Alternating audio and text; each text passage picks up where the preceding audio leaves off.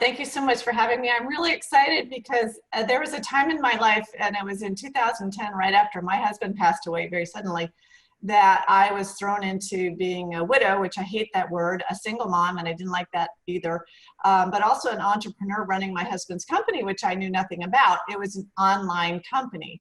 And so I had to find out how to run it. And as I was doing that, I became very much isolated in my home, and my social connection with people was limited, and most of it was when I would go to the swimming pool to take care of myself physically, and it allowed me to swim, and people have heard this before, but I used to cry in the pool.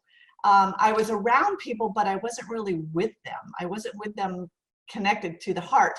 And so about 6 months after Lou died, my girlfriends are like, Deb, you need a life. You've got to get out. You've got to do stuff. And honestly, I was a little bit scared.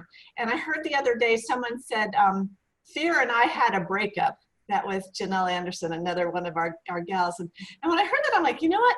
I feared trying to get out of my home and socialize again, because I wasn't a drinker. I didn't go to bars, and I had very wholesome things I did, but I also found that at this time I wasn't part of the family group anymore.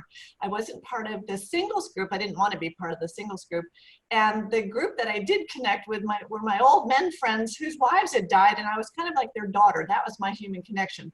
But that was even limited. And so when my girlfriend said, try online dating, I was like, oh, I don't know, you guys, I'm a little bit trepid about this. And so I dipped my toe in, and I was very careful. At least I thought it was. I felt the online presence was safe. I mentioned it to my mom, and one of her 70-year-old friends had met her husband online. And I'm thinking, oh my gosh, if she can meet somebody, and all my girlfriends had met somebody, then I can. And I felt very safe about it. And again, this was in 2010. So I kind of dipped my toe in, and I looked for a faith-based site, looking for like-minded people, like-hearted people. And I went in, and I didn't have a buddy to help me. I thought I put up the perfect profile with good looking pictures, but I got to tell you that some of the men that were out there were just not what I was looking for. They didn't know how to write well, or at least didn't come across well. Their pictures were not so perfect. It's not like that gorgeous picture that you see on Facebook these days. Until one guy came on, and he was very handsome. And he was an international businessman, and his profile was extraordinary. He could write really well. And so we connected on the dating site for a short period of time. And then he was traveling. So he said, Deb, let's move over to Yahoo Chat. I was very technologically challenged at that point. And so he stepped me through from the safe website to Yahoo Chat, which was great because it was instant messaging at any hour of the night. And what I loved about our online connection was I was able to write. I wrote for hours. We talked to each other almost every day, and I was able to spill my heart out by writing to him. And it was extraordinary. It was therapeutic for me to get my whole story out. I actually have 4,000 pages of journal from that 2-year relationship. But what I didn't know, and this is where I've become the poster child or the super survivor of online dating, is that I will be the greatest supporter of online dating, but I need for you to know that you've got to protect yourselves, because most of the online profiles out there, especially on social media, Facebook, LinkedIn, Words with Friends even, are scammers. And we don't know that. We go into these online things trusting with our heart, because we want people to be good and kind and supportive. And we find that I found after a two-year relationship where I had helped him with his business. And if you want to know more about that story, it is thewomanbehindthesmile.com.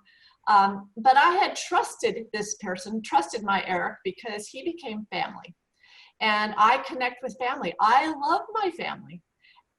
And it even got to the point, though, where online, when Eric and I were having this relationship online, because I never did see him over the 2 years, which was safe for me. But my kids started saying, Mom, don't. And when you hear that, I was like a 2-year-old. I was like, I'm the adult here, leave me alone. And so I pushed my kids away.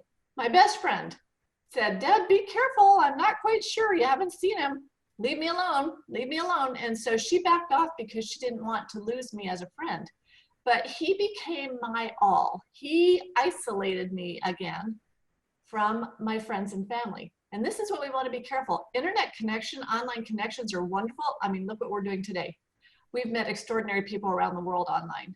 But be careful to trust your heart over your head, because that's what I did. I wanted my heart to be filled up, and I learned a lot from my online relationship. I healed from the inside out because of the writing that I did. He listened, and those online scammers are trained to listen, and they're trained to tell you what you want to hear. And even though I thought I was in control, I don't know that I was. My safety zone back here was saying, oh, he's going to take care of you. He's going to come home and things are going to be great.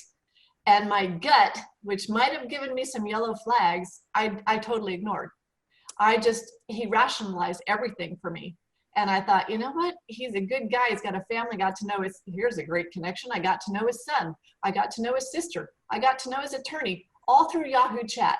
And as we heard before, when it's online like that, or when it's texting, you miss the emotion. You create the emotion that you want. And I wanted to have that 7-year-old boy, and I wanted to have that new sister-in-law. And so I built up, I'm sure in my mind now, this great family. But all in all, what I want you to be careful of is you don't have to be friends with everybody on Facebook. You don't have to have 5,000 friends. They're not going to be your friends. You need to discriminate in who your friends are. You need to look at their profiles carefully. Look to see who their friends are, if you can. Look to see who they follow, because those tricks will come out. You'll see something that doesn't seem right. Read their posts. Read the last time they posted. And then again, secure your own profile. This is really important. Secure your profile, because when a scammer puts a picture up, it's a stolen picture. He's impersonated somebody. You'll see that with military guys or really good looking people. They could be models. They could be Lynn Rose. If you go and Google your own name, you'll probably see your name. You Google the man's name. Here's another trick. Go do a reverse search for his photo, because if he's a scammer, it's going to show up somewhere else, and they know that now. So be aware of what's out there. Just be careful to protect yourself first. Again, online dating is great. My daughter met a gentleman that way. My friends have. But if you haven't seen him in 2 weeks, he's probably a scammer. If he asks you for money, he's definitely a scammer.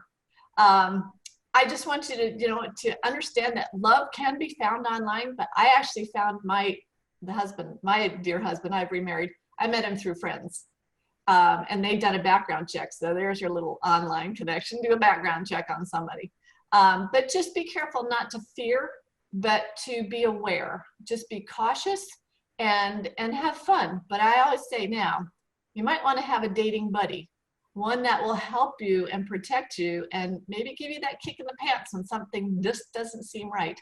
And again, be careful on not letting your heart rule your head, because that's when we get into trouble. But the internet connection worldwide, I've met some wonderful women, and they've connected with me, and I've fallen in love with these women. They're wonderful girls. So just be careful, be aware, be cautious. Don't be scared.